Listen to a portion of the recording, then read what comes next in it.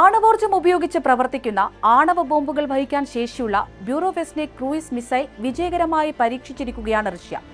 ചുഴലിക്കാറ്റിന് മുന്നറിയിപ്പ് നൽകുന്ന കടൽ മേഖലകളിൽ കാണപ്പെടുന്ന ഒരു ചെറു പക്ഷിയാണ് ബ്യൂറോവെസ്നിക്. 9M730 ബ്യൂറോവെസ്നിക് അല്ലെങ്കിൽ സ്റ്റോം പെട്രൽ എന്ന് റഷ്യ വിളിക്കുന്ന ഈ മിസൈലിന് നേറ്റോ നൽകിയിരിക്കുന്ന പേര് SSC-X9 സ്കൈഫോൾ എന്നാണ്. ഈ മിസൈൽ വികസിപ്പിക്കാനുള്ള പ്രവർത്തനങ്ങൾ വർഷങ്ങളായി റഷ്യ നടത്തുന്നുണ്ടായിരുന്നു. ഭൂമിയുടെ പകുതി ചുറ്റിവരാൻ ബ്യൂറോവെസ്നിക്കിന് സാധിക്കുമെന്നാണ് റഷ്യൻ ഡിഫൻസ് മിനിസ്ട്രി പറയുന്നത്.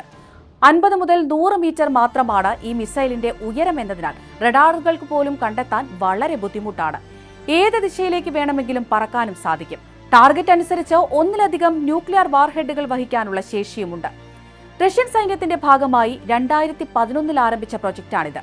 2018 തന്റെ സ്റ്റേറ്റ് ഓഫ് ദി നേഷൻ സ്പീച്ചിലാണ് പുടിൻ ബ്യൂറോവെസ്നിക് ആദ്യമായി അവതരിപ്പിച്ചത്. US മിസൈൽ ഡിഫൻസ് സിസ്റ്റങ്ങൾക്ക് വെല്ലുവിളി എന്ന് പറഞ്ഞുകൊണ്ടായിരുന്നു അന്ന് പുടിൻ ഇത് ലോകത്തിന് പരിചയപ്പെടുത്തിയത്. 2023 മിസൈൽ പരീക്ഷണം നടത്തിയതായി പുടിൻ പ്രഖ്യാപിച്ചെങ്കിലും ഇത് ഔദ്യോഗികമായി അംഗീകരിക്കപ്പെട്ടിരുന്നില്ല. എന്നാൽ ഇപ്പോൾ യുഎസിന്റെ ടോമോഹോക്ക് ഭീഷണികൾക്കിടെ ബ്യൂറോവെസ്നിക് ക്രൂയിസ് മിസൈൽ വിജയകരമായി പരീക്ഷിച്ചതായി പ്രഖ്യാപിച്ചിരിക്കുകയാണ് പുടിൻ. ഒക്ടോബർ 21 മിസൈലിന്റെ പരീക്ഷണം നടത്തിയത് എന്നാണ് റിപ്പോർട്ടുകൾ.